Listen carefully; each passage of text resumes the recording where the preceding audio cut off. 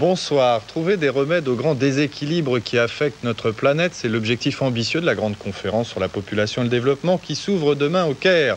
À l'instigation de l'ONU, plus de 150 pays vont plancher pour tenter de rendre notre monde meilleur. Patricia Hervé. Arrivé ce matin au Caire de Boutros Boutros-Ghali, secrétaire général de l'ONU, c'est lui qui demain, en présence du président égyptien Hosni Moubarak, ouvrira officiellement cette conférence devant 5 à 6 000 délégués venus de 174 pays. Préparé depuis 4 ans, ce forum a pour but d'adopter un plan d'action de 20 ans pour tenter de freiner la croissance de la population mondiale et permettre un meilleur développement social.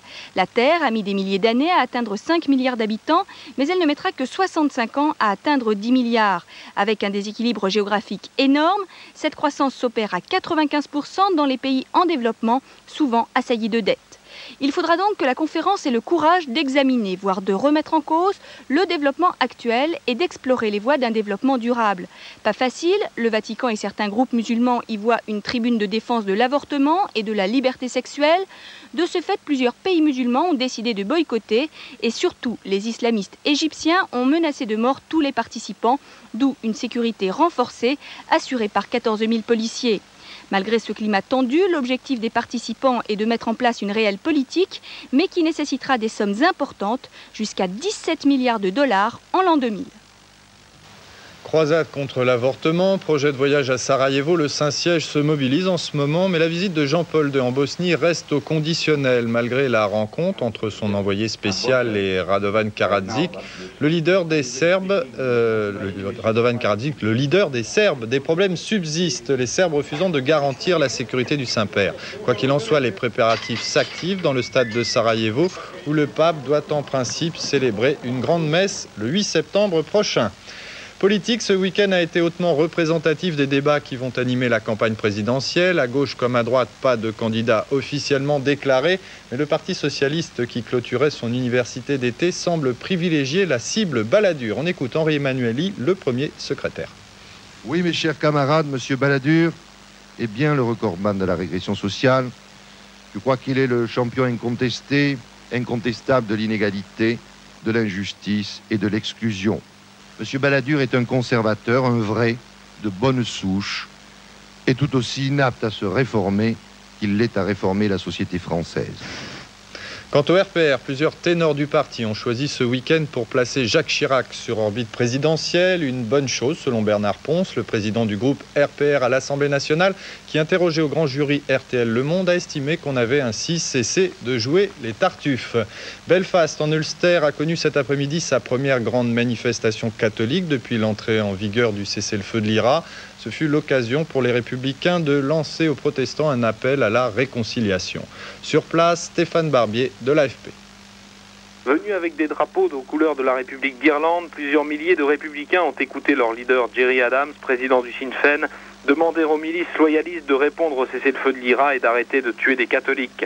Si nous avons une sonorisation forte, c'est pour que vous écoutiez ce que nous disons, a lancé Gerry Adams, s'adressant aux protestants du quartier de Shankill, tout près de celui de Falls, catholique, où avait lieu le meeting. Selon lui, les républicains n'en veulent pas à leurs frères et sœurs de Shankill. La seule menace que vous ayez à craindre de nous, c'est celle de la démocratie, a-t-il dit.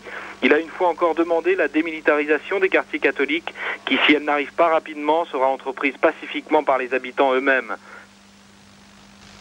Fils et pouvoir algérien semblent avoir choisi la voie du dialogue. Plusieurs rencontres ont eu lieu ces derniers jours pour tenter de trouver une solution à la crise qui frappe le pays. Abbassi Madani, le numéro 2 du Front islamique du Salut, actuellement emprisonné, aurait même évoqué l'éventualité d'une trêve de la lutte armée. Aux États-Unis, à Colorado Springs, en l'espace d'une heure, la grêle a transformé l'été en hiver. Une terrible tempête, plus d'1 mètre d'épaisseur de grêlons, une quinzaine de voitures et leurs conducteurs bloqués comme aux plus belles heures de la saison de ski. Toutefois, il n'y a pas eu de blessés.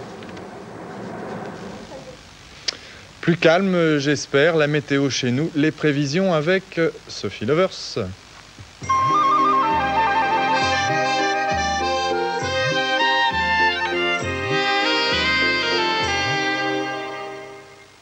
Demain, la matinée sera grise sur le nord-ouest, des Charentes au nord-Picardie, avec en prime de faibles pluies sur le nord, la Normandie et la Bretagne.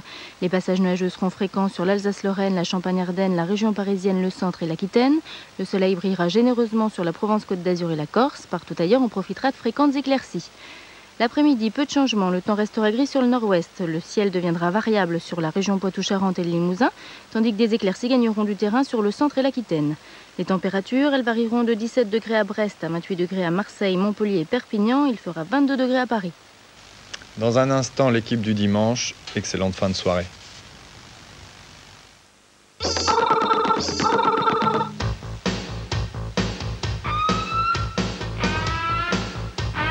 Après le gazon de Wimbledon, le tennis d'attaque puissant et spectaculaire sur la surface rapide de Flushing Meadows.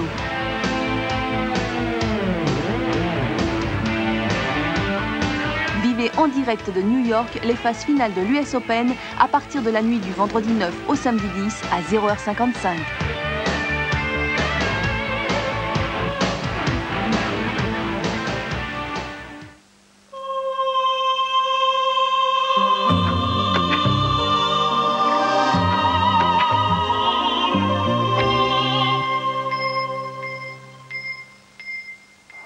Il est magnifique et c'est, on l'espère, le premier d'une longue série. Voici le but d'Eric Cantona cette semaine dans le championnat anglais en lucarne. Un record dans cette ligue anglaise avec l'occasion de cette 4e journée. 4 buts contre son camp ont été marqués par les défenseurs. Les clubs malheureux s'appellent West Ham, Everton, Manchester City et Leicester. Vous noterez au passage la curieuse concordance des gestes malheureux dans ces différents matchs. C'est tout le temps le même. Il s'appelle Stanislav Tchertchecho, il est russe et a fêté bizarrement son anniversaire. Le gardien de Dynamo de Dresde a réussi la plus grosse boulette de la 4e journée de la Bundesliga. Pour le Real Madrid, on ne l'a pas encore reçu, mais ce sera pour tout à l'heure.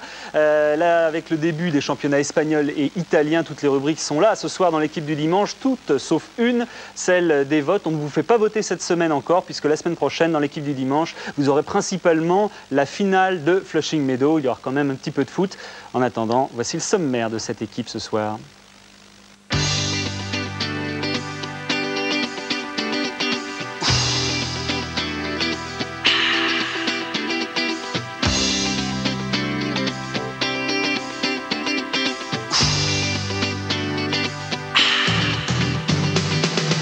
Le Bayern de Munich se déplace à Duisbourg en espérant que pour la première fois de la saison, ses attaquants marqueront.